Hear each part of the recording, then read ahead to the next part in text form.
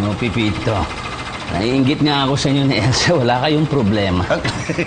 Hindi naman totoo yan. Nagkakaproblema rin paminsan-minsan. Oo, minsan nagkakatampuhan, minsan hindi nagkakaintindihan. Parang ano lang, parang panahon. Minsan maganda, minsan may bagyo.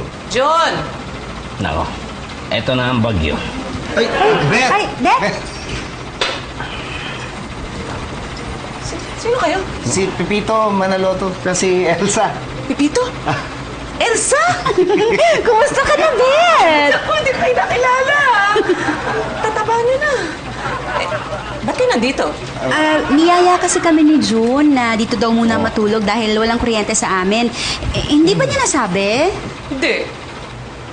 Hindi naman ako nakakausap niyan eh. Ano naman kita kakausapin? Lagi mo naman akong nilalayasan. Eh, bakit naman kita hindi lalayasan?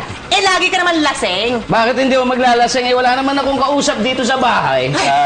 Gusto nyo iwan muna namin kayo? Kita mo? Kahit sila gusto kong iwanan. Ay, hindi. Huwag mo nga silang pakialaman. Lahat nilang pinakikialaman mo eh. Huwag mo nga pakialaman na gusto kong pakialaman. Huwag mo nga akong pakialaman kung ayaw mong pakialaman ko. Ang gusto mong pakialaman. Ay, bahala ka nga sa buhay mo. O, tinan mo, hindi ka na nahiya na, Pipito. Hindi. Okay lang kami dito. Oo, patuloy niyo lang. Hoy, Jun, ha? Tigilan mo ako, ha? Kaya ako minamalas, eh. Brown out? Kahapon pa kaya. Umuwi ka kaya kagabi eh. Di sana nalaman mo. Di ba, Pipito? Pipito?